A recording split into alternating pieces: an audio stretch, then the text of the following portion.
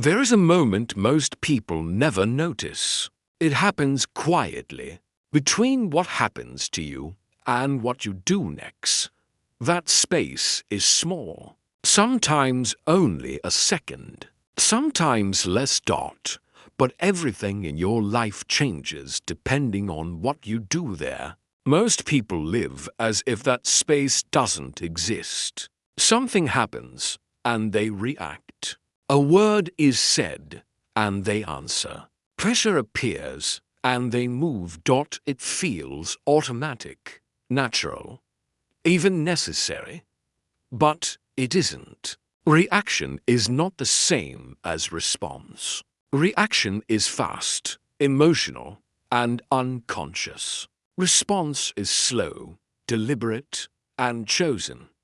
And the moment you stop reacting, something shifts. Not outside of you, inside. Think about the last time you reacted quickly. Maybe someone criticized you. Maybe you felt misunderstood. Maybe you were pushed to decide before you felt ready. In that moment, did you feel clear, or did you feel tense, rushed, and slightly disconnected from yourself? Most reactions are driven by discomfort. The mind wants relief. The body wants the tension to end. So you speak. You explain. You agree. You defend. Not because it's the best choice, but because it's the fastest way to make the feeling stop. This is how people lose control without realizing it. Not because they are weak, but because they are human. When you stop reacting, the first thing you notice is discomfort. Silence feels heavy. Not answering feels strange. Waiting feels risky. Your mind starts offering reasons to react. Say something.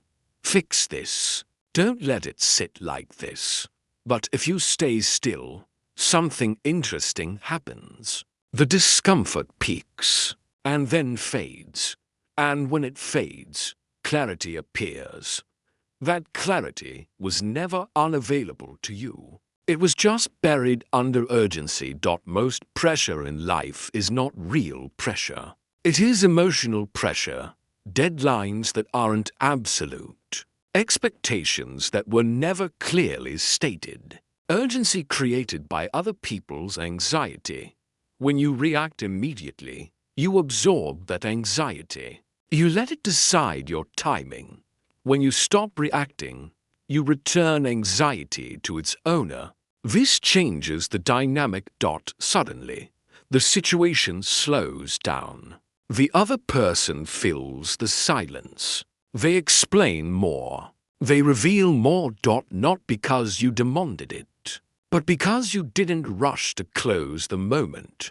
Stopping reaction does not mean being passive. It means being present. It means noticing what is happening inside you before acting on it. Calm is not the absence of emotion. It is the ability to feel emotion without obeying it. Most people think strength looks loud, decisive, fast, but real strength often looks quiet. It looks like someone who listens fully before speaking, someone who doesn't interrupt their own clarity, someone who doesn't rush to prove anything. There is a reason calm people change the atmosphere of a room, not because they dominate, but because they don't mirror chaos. Emotions are contagious. So is stillness. When one person slows down, others adjust. Voices soften. Tension drops. This is not manipulation. It's regulation. And regulation is powerful. Many misunderstand this. They think staying calm means suppressing feelings or pretending not to care. It doesn't. It means you care enough about yourself to choose your response. You don't deny anger. You don't deny frustration. You simply delay action until those emotions settle. That delay protects you. Think about how many problems in life are created by timing, not intent. Words said too quickly, decisions made too early, messages sent before clarity arrived.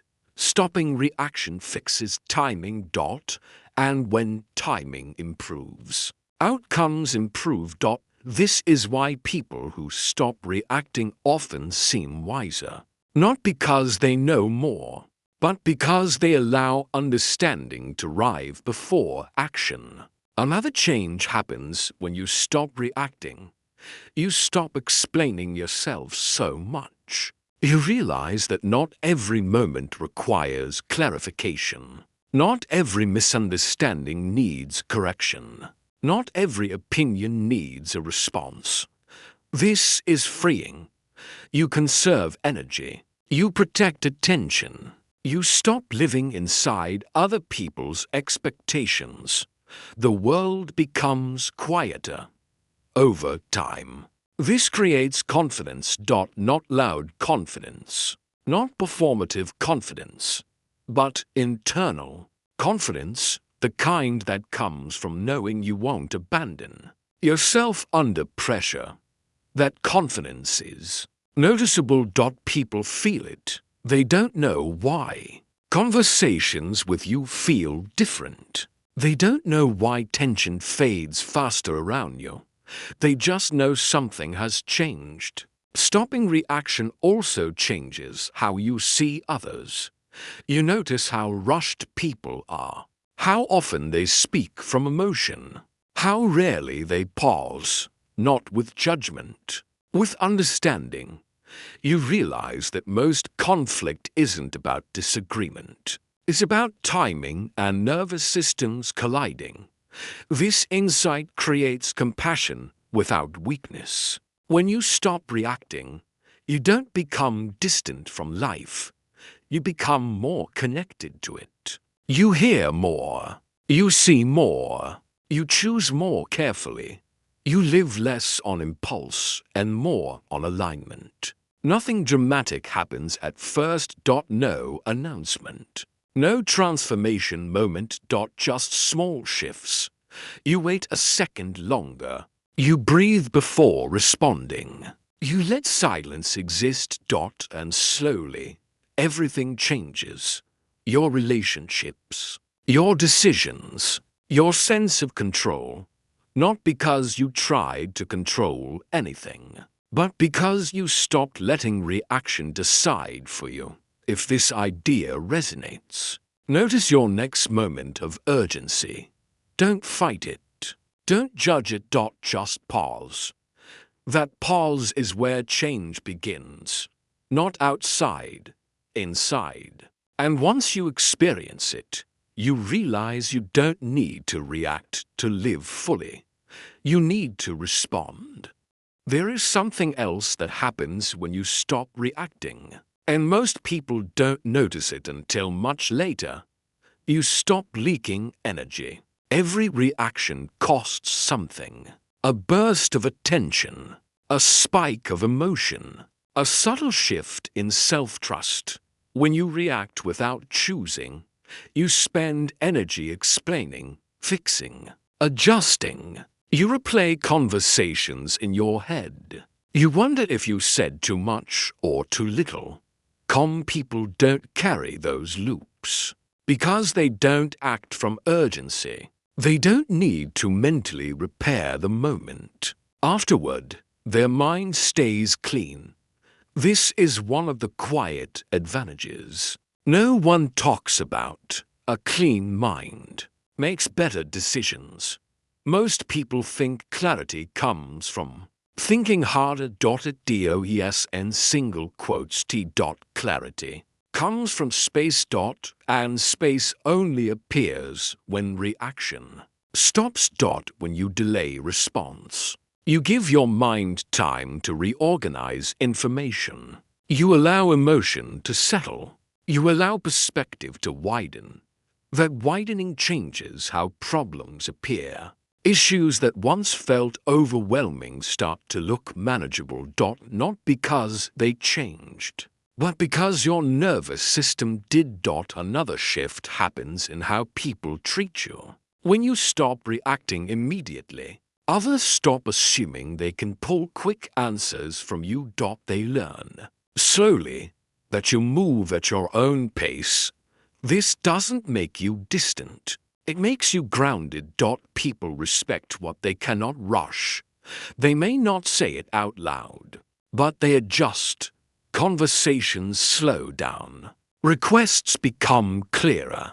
Pressure softens, not because you demanded it, but because you modeled it. Stopping reaction also changes your relationship with mistakes. When you react, mistakes feel personal, embarrassing, urgent to fix. When you respond, mistakes become information. You see what happened. You learn. You adjust.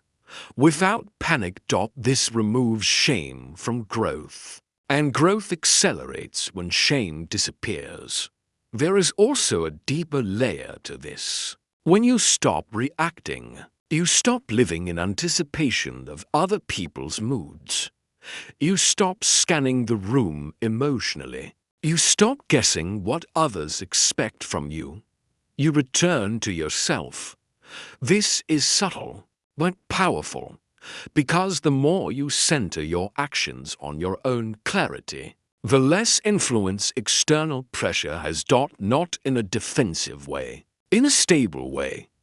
Many people confuse peace with withdrawal, but calm presence is not withdrawal. It is engagement without entanglement. You still care. You still listen. You still participate. You just don't sacrifice inner stability to do it. This balance is rare, and rarity creates gravity. Over time, this practice changes your self-image. You stop seeing yourself as someone who reacts well or badly. You start seeing yourself as someone who chooses. That identity shift is permanent. Once you know you can pause, you don't unlearn it. Once you feel the power of not rushing, you don't want to go back. This is why stopping reaction doesn't just change moments. It changes trajectories, careers, relationships, inner peace, because life is built from moments. And moments are shaped by timing. And timing belongs to those who can wait.